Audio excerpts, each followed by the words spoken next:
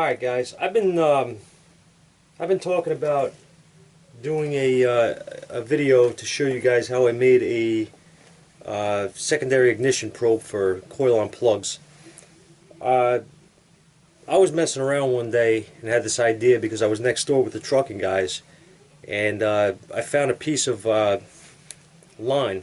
This is air line for the brakes on their on the big rigs, right? Some of you guys I'm sure are familiar. And I noticed it's like, yeah, it's tough and it's flexible. I was like, man, this stuff's pretty cool. And he says, oh, you want a piece? I says, yeah, sure. I always find the use for something. So I took it next door and I started thinking about incorporating this to make a probe. Now, I just want to cover a couple of things here, okay? I am not super familiar here at all with the inner circuitry with those probes that you can buy. I believe that some of them, like the higher end ones like you would buy from AES Wave, for instance the Wise probe, I do not have one of them, and I'd like to purchase one at some point. They look to be very, very good. I've gotten a lot of good feedback when I've asked questions about them. Those have circuit protection in them of some sort of capacitance protection in them built into the circuitry. So I'm assuming that that's in case you were to touch to a wire and it was arcing, you would not destroy your scope. I'm not incorporating any of that into this, so buyer beware, so to speak, right? I'm not selling them, but you know what I mean. If you're going to try to make one on your own, you have to. I guess that's something you have to watch out for. You know what I mean? You don't want to destroy a $1,000 oscilloscope. So, with that being said, I wouldn't recommend using them on wiring, on ignition wires. On the top of a coil, I would say you have a whole lot less chance of getting a discharge from the spark, and a crack or something like that in the top of the coil. At least I hope I'm right on that. I haven't had that experience yet, luckily, but I'm just want to put that out there, okay? So, this is not, in my opinion, the best thing to do. All right, but we got to try things to see if they work or not. You know what I mean? So I like to mess around with this kind of stuff, and it's just, I don't know, man. I just enjoy doing this stuff. So it's kind of just to see if it'll work type of thing. But it does work. All right. Now the thing is that I had showed you guys the probe that I have in the other video, and the base of that probe, I don't even have one on me. The base of that probe was a penny. All right, and all it was the one side of it, the head of it or whatever, was milled down flat so that it was just completely flush. I just skinned it, you know what I mean, with the mill. So honestly, the other ways to do that would be with a piece of brass. Okay, you could just cut a piece of brass and use that as the base. What I was thinking though was, instead of doing that, I was actually thinking about using something like this. Alright, now this is all an experiment. The first one that I made was with the penny, and all that I really did with that, it was just a trial and error thing. I had taken a piece of plastic like this, and I milled it, I put it on the lathe and cut it down, and basically fit it to the end here of the tubing, and I drilled it out so that I can fit one of these banana jack leads into it, right? And then I wired, I put a piece of wire down the tube to the penny and soldered it, and then glued everything together with the penny I glued to the casing here with, I don't remember what, to be honest with you guys. I think it was epoxy. I don't remember exactly what I used, to be honest, but it hasn't broke yet. I was pretty surprised. That thing's been thrown around in my bag and everything, and used, and hasn't ever broke or let me down. It looks like, you know, it was made in a basement, but it works and it hasn't broke, so pretty cool. What I was thinking about though is instead of using the penny, what I'm thinking on this one, and you guys could come along for the ride, I guess it'll be trial and error, is basically to fit this into here, right? Not all the way up. I'm going to solder wire to this and then fit it inside. And I'll make it either a press fit real tight, or you know, maybe I'll do that and then put a little glue around it just to hold it or something, just to make sure. Easy enough either way. Yeah, and I'm just thinking like a little tip off the end here. We'll cut it off, and then you'll have a smaller area to pick up the signal, so you can kind of move it around on the coil. I don't know. I don't know if it'll work. It's just a thought. I think that's the route I'm going to go though. So yeah, I'm going to give this a shot. And this here is, to be honest with you, these are threaded, obviously, so you can go into a hole and then put this behind it to tighten it down. What I'm going to do with the design I'm making is I'm just going to drill through basically to this size, and I'm just going to put a drop of crazy glue in there and put it in, and that's going to be it. So it's not going to be threaded or anything like that. Nothing too crazy, fancy, or difficult to do. It's anybody could really. You could probably make this at home with hand tools, you know, to drill.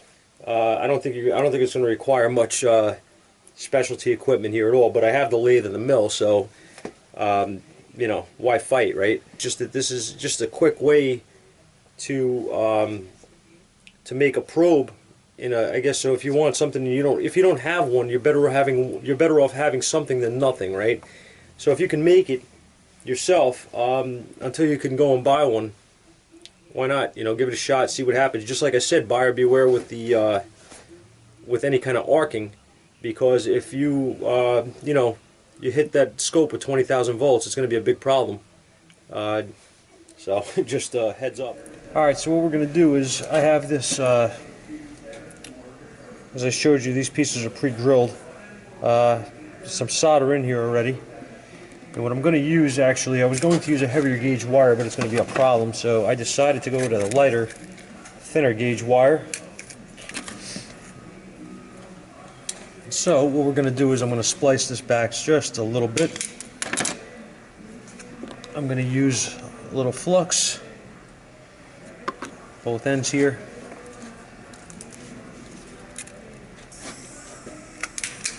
Turn on my torch.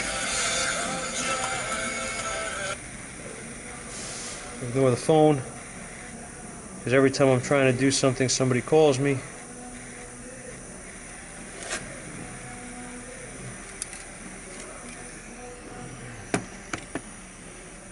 Now what I'm going to do is carefully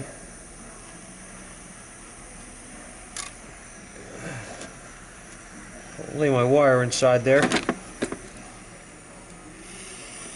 and heat my my joint.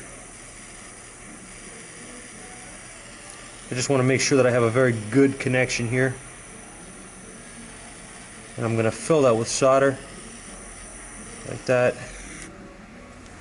Push the wire in nice.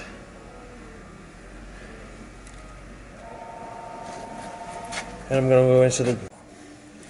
Alright guys, so once this is soldered and I'm happy with it,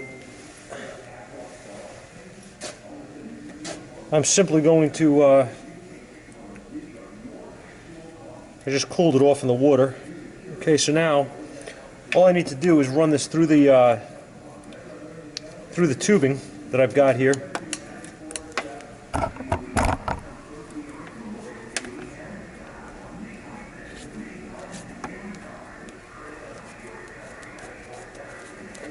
I make the wire extra long, doesn't matter, I'm going to waste a little bit, but it's okay. Okay, I'm going to just press fit this back in, and at this point here, the only thing I have to do is get my knob here, my handle, whatever you want to call it.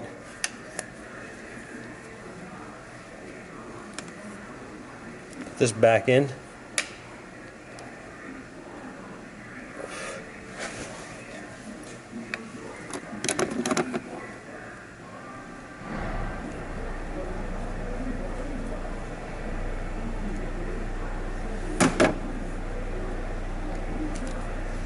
And what I may do here to make this a little easier is this. I'm going to actually cut this down here. I wanted to work with wire.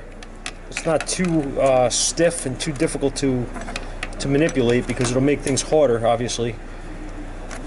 I'm going to strip a piece of this back.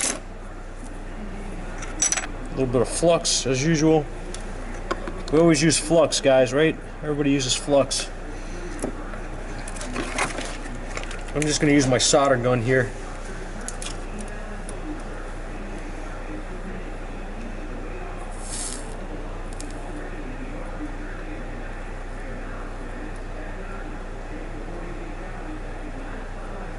I'm going to get some solder on the wire.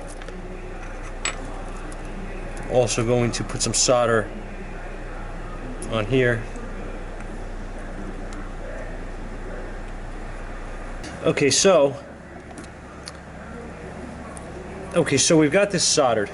Now, the next step is I'm going to put my wiring through here, just like this.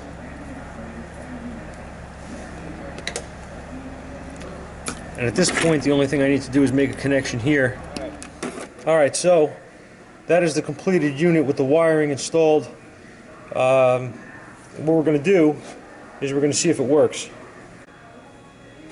Alright, so this is what the finished product looks like. Okay, I got shrink tube over this, nice and uniform, banana jacks in, and everything is wired. Alright, so first things first, I got the paddle probe. I am working on my Jeep. Well, not even working, I'm using it as a test, right?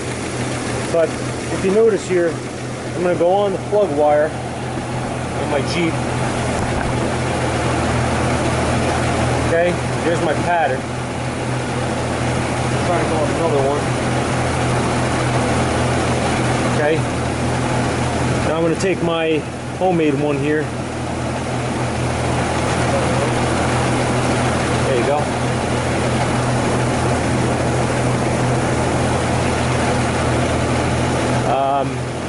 Not bad, right? Oh, a different one.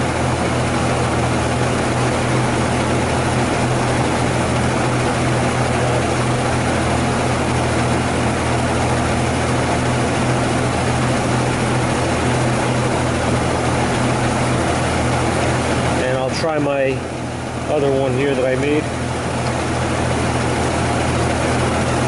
There you go. Just pause that. You guys can take a look, see what you think. Overall, I don't see any problems with using this. I think it works fine. It's easier, obviously, to get to the point of a smaller contact point than it is with this, so that's what I like about them. So yeah. That's it, guys. I just wanted to demonstrate that this thing does work, and that's it. So you can make your own. Thanks for watching.